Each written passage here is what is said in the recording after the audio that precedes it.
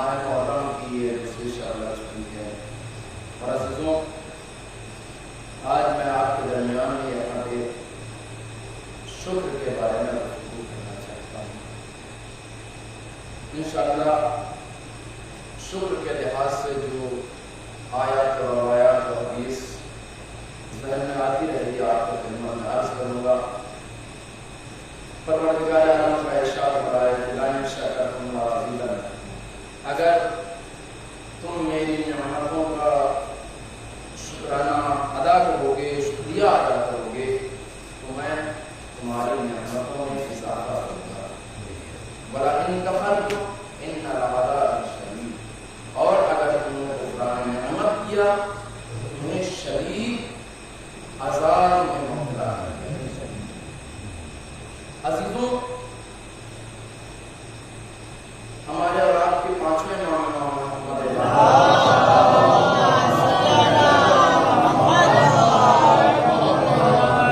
ارشاد فرماتے ہیں کہ نعمت خداوندی بالکل اسی طریقے سے فرار کرنے والی ہوتی ہے کہ جس طریقے سے ایک وحشی جانور فرار کرتا ہے. جب تک اس کو باندھا نہ جائے، لجام میں اسے کسا نہ جائے، تب تک وہ نہیں رکتا، فرار کرتا. اسی طریقے سے نعمت خداوندی ہے، اگر اس کو شکرانے کے ذریعے سے قید نہیں کریں گے تو وہ فرار کرتے ہیں. اور عزیزوں، دوسرے مقام پر ہمارے پانچویں امام ارشاد فرماتے ہیں،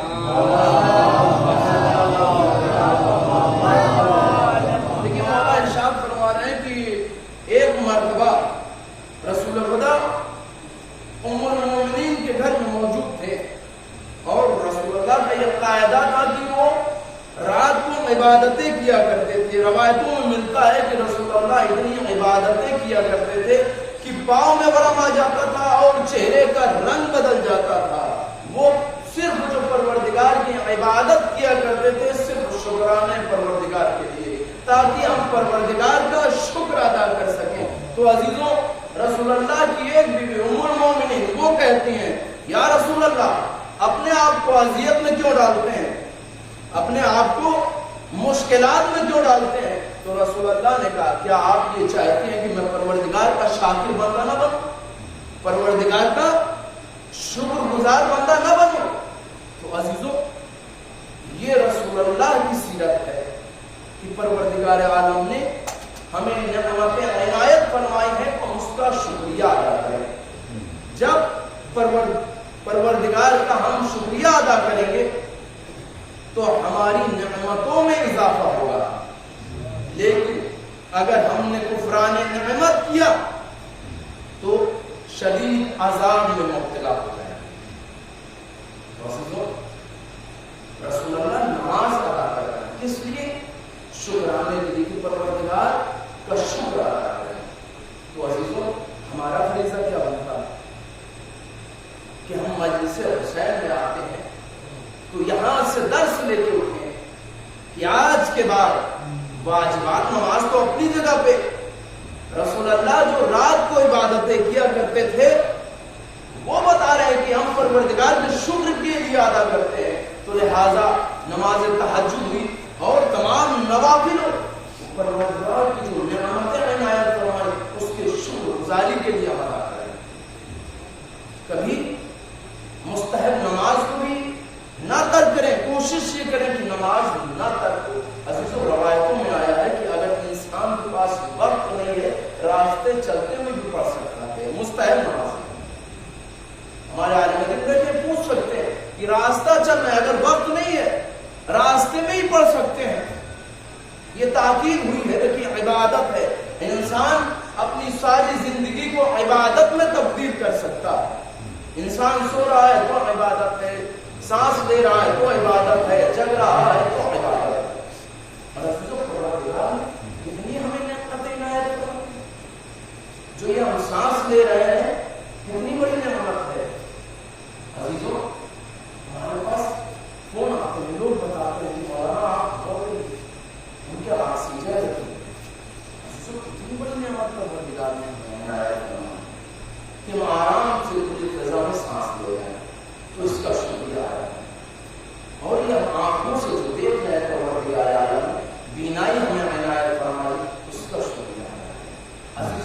ہاتھوں سے ہم لوگوں کی مدد کرتے ہیں، لہذا ان ہاتھوں کا شکریہ ادا کریں۔ اس زبان سے لوگوں کو اچھائی کی طرف دعوت دیتے ہیں تو اس زبان کا شکریہ ادا کریں، اور اس بدن کے ذریعے سے پروردگار کی عبادت کرتے ہیں تو اس بدن سے جو پروردگار کی عبادت کرتے ہیں تو اس کا شکریہ ادا کرنا چاہیے۔ عزیزوں، کس کس نعمتوں کا پروردگار کا شکریہ ادا کریں؟ جو بھی ہم شکریہ ادا کر رہے ہیں وہ بھی تو پروردگار کی دین ہے، اس میں تو اس کا بھی کرم ہے، لطف ہے۔ اگر وہ توفیق نہ دے تو ہم اس کا شکریہ نہیں ادا کر سکتے۔ امام علیہ السلام نے یہ طریقہ بتایا، امام موسی کاظم علیہ السلام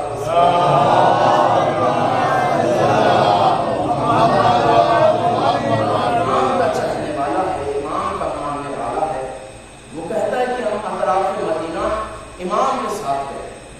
جب ہم امام کے ساتھ جا رہے تھے تو امام اپنے مرکب پہ سوار تھے، امام اپنے مرکب پہ سوار تھے، اور یک باری ہم کیا دیکھتے ہیں، مولا اپنی سواری سے نیچے اتر آئے اور اترنے کے بعد فوراً اپنی جبین کو زمین میں سجدے کے لیے رکھ دیا، اور راوی کہتا ہے مولا بہت دیر تک سجدہ کرتے رہے۔ اس کے بعد جب مولا سجدے سے سر اٹھایا فوراً پھر اپنی سواری پر اپنے مرکب پہ سوار ہو گئے اور اپنی منزل کی طرف پہنچنے لگے۔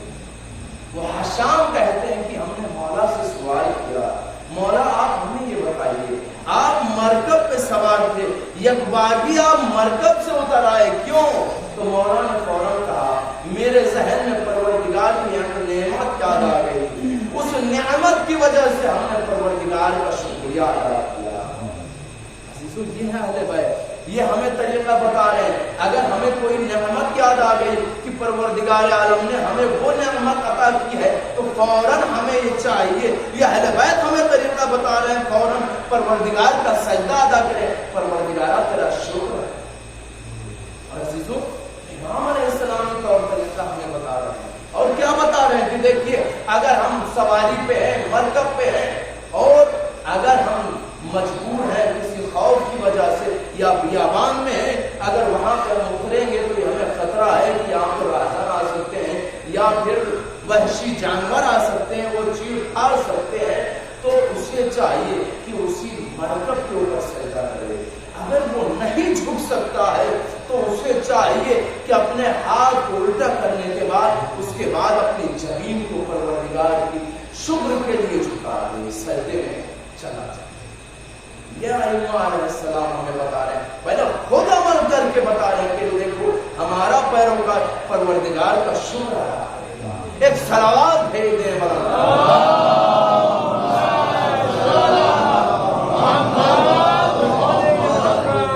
اور عزیزوں، جو پروردگار کا شکر ادا کرتا ہے پروردگار اسے نعمتیں عنایت فرماتا ہے، اس کے رزق میں اضافہ کر دیتا ہے۔ عزیزوں، اس کی بھی مثال آپ کے خدمت میں عرض کرتا چلوں۔ عزیزوں، امام کا چاہنے والا مسمع کہتا ہے، مسمع کہتا ہے کہ امام جعفر صادق علیہ السلام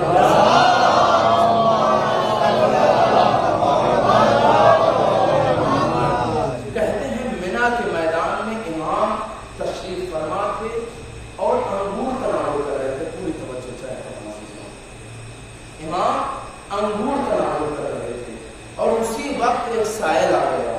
آنے کے بعد اس نے مولا سے سوال کیا، جیسے ہی مولا سے اس نے سوال کیا، مولا نے انگور کے ایک خوشے کو دیا، ایک گچھے کو اسے عنایت کیا، لیکن اس نے انکار کر دیا، کہا مولا مجھے انگور نہیں چاہیے، مجھے درہم چاہیے۔ عزیزوں، جیسے آج کل کے سائل ہو گئے ہیں، جب ان کو کوئی دانا دو نا تو کہتے مجھے یہ دانا نہیں چاہیے، مجھے 10 روپے دے دو۔ بالکل اسی طریقے سے کوئی ایک بھیڑ سائل امام کی خدمت میں آ گیا اور آنے کے بعد اس نے کہا مجھے انگور نہیں چاہیے، مولا مجھے درہم دے دیں۔ تو عزیزوں، مولا نے کیا جواب دیا؟ مولا نے اس کے حق میں دعا کی اور کہا خدا حافظ۔ تو عزیزوں، یہ امام ہمیں بتا رہے ہیں کہ جو اپنی ہر دھرمی پہ آ جائے اسے کچھ نہیں دیا جاتا، لیکن اسے بھگایا بھی نہیں جاتا، اسے دھتکارا بھی نہیں جاتا، شرافت سے اس کے لیے دعا کرے اور اسے خدا حافظی کرے۔ تو عزیزوں، थोड़ी देर गुजरी थी अभी कि एक और साहिब आ गया, और वो आया तो इमाम से उसने सवाल किया। अब अजीजों इमाम का तरीका देखिए, पहले वाले साहिब को एक गुच्छा अंगूर दिया था, लेकिन अब दूसरे वाले को नहीं, सिर्फ 3 अंगूर दिए। और जैसे 3 अंगूर दिए उसने अल्हम्दुलिल्लाह रब्बिल आलमीन खुदा का शुक्र अदा किया, और उसके बाद में वो चलने लगा। अब जैसे ही वो चलने लगा इमाम ने कहा रुको जरा, ठहरो। उसके बाद में काफी जाना नहीं, उसके बाद रवायत के ये जुमले हैं, इमाम अलैहिस्सलाम ने अपने दोनों हाथों को बढ़ाया और दोनों हाथों को अंगूर से पुर करने के बाद उसे इनायत कर दिया। अब जैसे उसने इतने ज्यादा, अभी पहले 3 अंगूर दिए थे, अब जब उसको एक पूरा अंजूरा भर के उसे अंगूर मिला तो फिर उसने खुदा की हम्द व सना की, और जैसे ही खुदा की हम्द व सना की तो वो फिर से जाने लगा। इमाम ने कहा रुको अभी जाना नहीं। उसके बाद अपने गुलाम की तरफ इशारा किया, कहा ये बताओ तुम्हारे पास कितने दिनार मौजूद हैं? इमाम ने पूछा तुम्हारे पास कितने दिनार हैं? इमाम ने कहा मेरे पास 20। गुलाम ने कहा मेरे पास 20 दिनार है। इमाम ने वो 20 दिनार लिए उस साइल पर इनायत कर दिए। जैसे वो साइल 20 दिनार को लेता है, फिर से वो परवरदिगार की हम्द व सना करता है, और हम्द व सना करने के बाद जैसे वो रुखसत होना चाहता है, इमाम ने कहा जरा ठहरो, अभी जाओ नहीं, जरा हमसे कुछ और लेते जाओ। और अजीजों उसके बाद इमाम अलैहिस्सलाम ने अपने तन से, अपने बदन से पैरहन को उतारा, और उतारने के बाद उस साइल के खिदमत में अर्ज कर दिया। अजीजों कितना खुश नसीब साइल है कि जिसको इमाम का पैरहन नसीब हो रहा है। लाइन शकरतुम लाज़ीदन्नकुम, जो परवरदिगार की नेमत का शुक्रिया अदा करेगा, परवरदिगार उसकी नेमतों में इजाफा कर देगा। अब अजीजों उसने परवरदिगार का शुक्र अदा किया, और उसके बाद में इमाम का भी शुक्रिया अदा किया। जैसे ही उसने इमाम का शुक्रिया अदा किया तो अजीजों मुसम्मा कहते हैं वो गौर नहीं कर पाया, वो इमाम की बात को नहीं समझ पाया। अगर समझ गया होता, अगर सिर्फ खुदा की तारीफ करता रहता, उसकी हम्द व सना करता रहता, मैं गुमान कर रहा था जब तक वो खुदा की तारीफ करेगा उस वक्त तक इमाम उसे देते रहते। ये है अजीजों शुक्र अदा करने का नतीजा। जितना हम परवरदिगार का शुक्र अदा करेंगे उतना ही परवरदिगार हमारी नेमतों में इजाफा करता रहेगा। एक सलावत भेज दे बुलंद।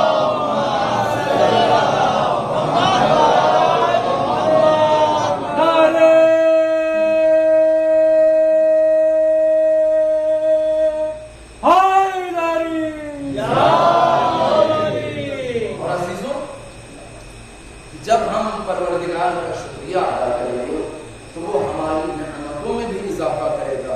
वला इन कफरतुम इन अज़ाबी लशदीद, लेकिन परवरदिगार ने अगर हमें नेमतें इनायत फरमाई है, हमने कुफरान नेमत की, तो अज़ीज़ों वो नेमतें भी हमसे सल्ब हो जाएंगी। और फिर उसके बाद में क्या होगा? लअज़ाबी शदीद, परवरदिगार एक शदीद अज़ाब में मुब्तला करेगा। अजीजों हमारे सामने अगर कोई मुश्किलात आ जाए, कोई परेशानी आ जाए, तो अजीजों हम फौरन ये और शुक्र ना करने लगे, दूसरे के सामने हाथ ना फैलाएं। क्यों? अगर हमने दूसरे के सामने हाथ फैला दिया तो जो हमारी माशरे में इज्जत आबरू है वो चली जाएगी, और जो हम चाहते हैं वो हमारा मकसद भी पूरा नहीं होगा। सिर्फ हमारे जिम्मे जलील और रुसवाई से यही आएगी। लिहाजा परवरदिगार ने क्या कहा? तुम हमसे मांगो, तुम हमसे फरियाद करो, हम तुम्हें देने वाले हैं। अजीजों एक बात ज़हन में आ गई, इसके बाद इमाम की एक हदीस आपके दोस्त के साथ करेंगे।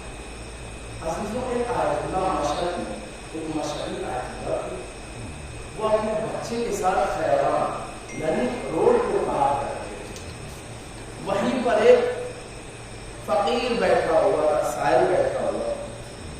उन्होंने अपने बच्चे को मुखातब किया, और मुखातब करने के बाद कहा कि कोई बच्चा, ये जो फकीर यहाँ पर बैठा हुआ सुबह से शाम तक यहीं पर बैठेगा, और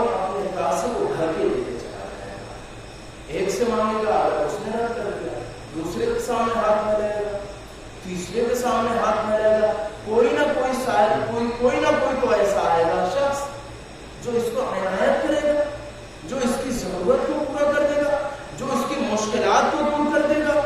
تو جب ایک عام انسان جب بار بار کسی شخص سے اپنا مطالبہ کرے گا, جب ایک انسان ہو تو اس کے مطالبے کو دور کر دے گا, جب ہم پروردگار کی بارگاہ میں آئیں گے, ایک بار نہیں, دو بار نہیں, جب اس سے 1000 بار طلب کریں گے تو وہ پروردگار ہماری ایک بار تو بات سنے گا. ایک سراب بھیجے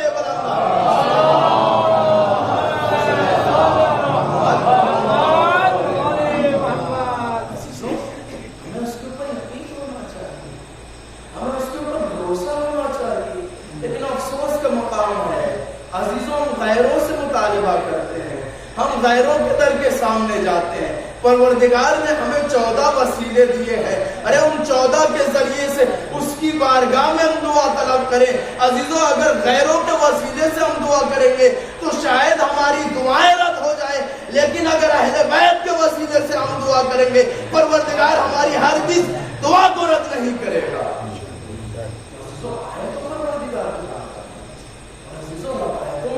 ہے دیکھیے اہل بیت کے اوپر جب ہم سلوات بھیجیں گے, اگر 3 مرتبہ ہم نے پہلے سلوات بھیجی اور 3 مرتبہ ہم نے بعد میں سلوات بھیجی, اگر بیچ میں ہم نے پروردگار سے دعا مانگی تو عزیزوں روایت کے جملے پروردگار کہتا ہے مجھے شرمندگی محسوس ہوتی ہے کہ میں اس کی دعا کو قبول نہ کروں.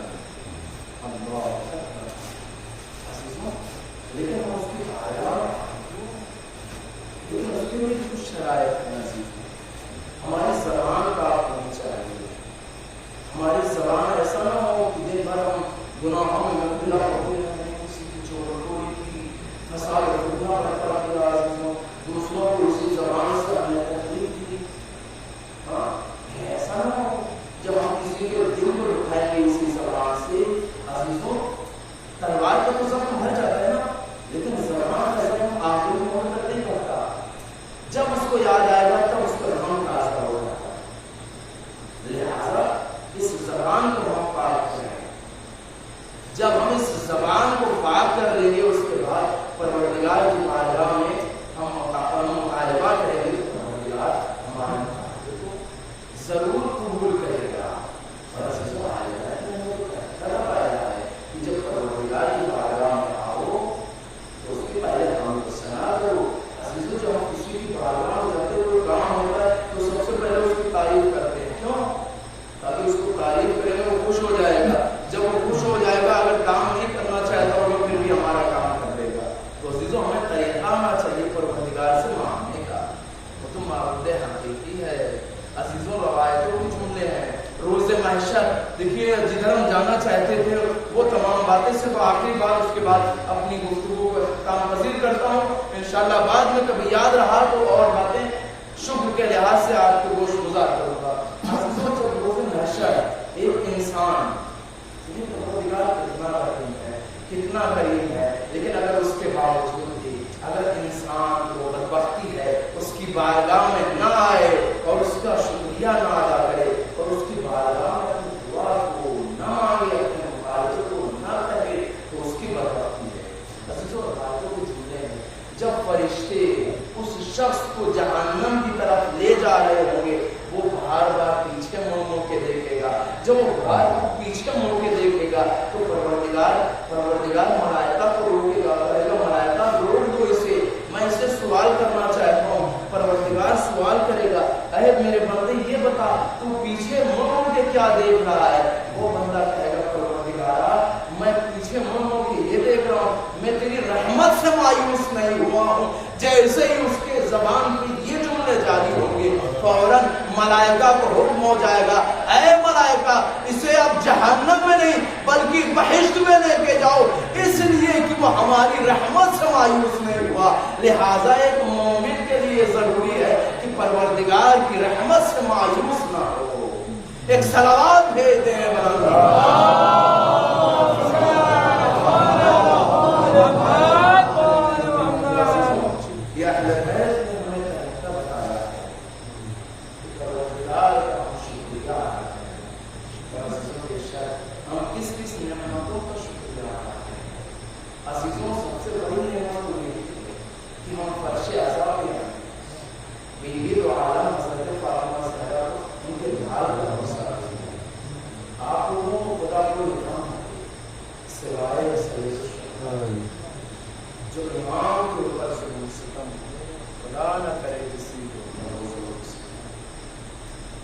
अरबाब ऐसा जब इमाम हुसैन मदीने से रुखसत होने लगे तो एक अजीब मंजर था।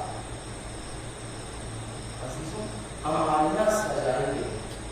अब अमानिया आगे करते गए। रावी कहता है कि जब जैसे मदीने में दाखिल हुआ तो देखा पूरे मदीने में गम तारी था, सन्नाटा तारी था।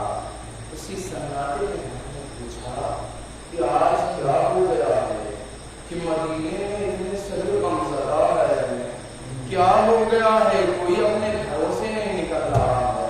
वो रावी कहता है कि जब मैं महल्ले बनी हाशिम में गया तो मैं क्या देखता हूँ कि एक एक करके अमारियाँ जो उनके ऊपर सजाई गई थी वो लाई जा रही हैं। रावी कहता है मैंने देखा बनी हाशिम का खूबसूरत जवान, वो कहता है कि इमाम हुसैन के लिए घर के सामने कुर्सी रखी गई थी।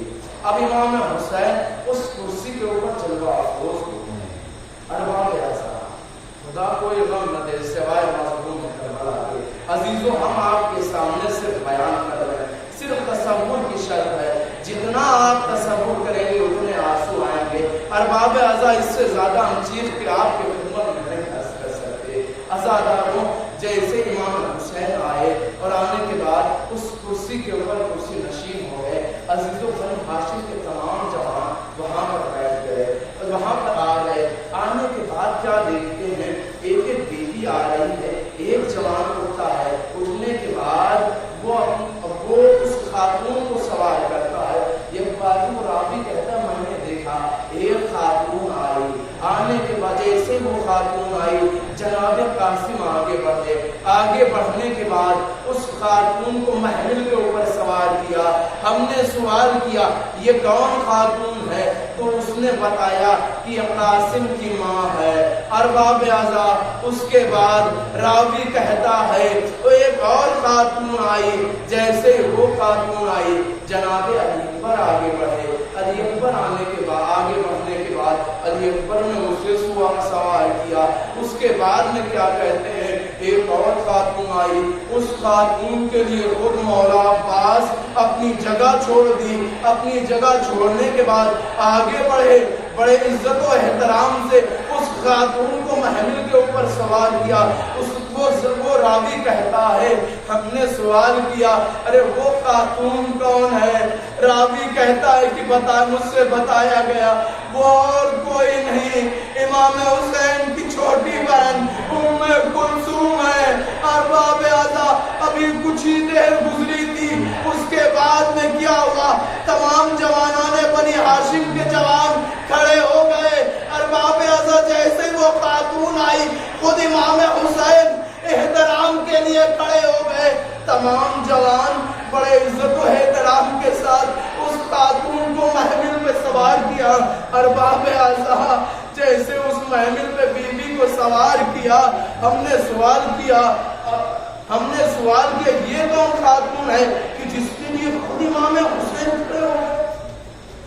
खुदा कोई गम न दे सिवाय मज़लूम करबला के।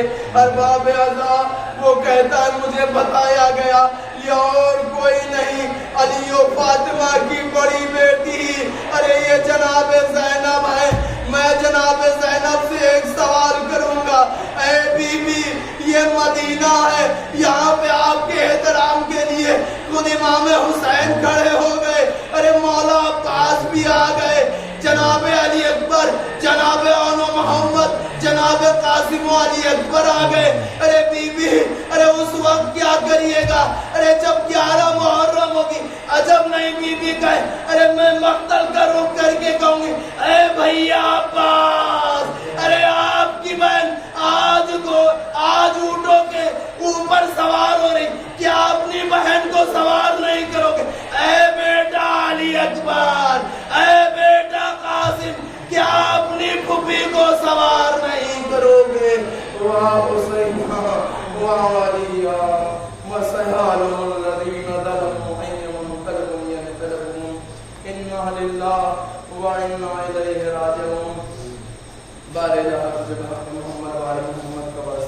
हमारी इस मुख्तसर सी इबादत को अपनी बारगाह में कबूल मंजूर फरमा।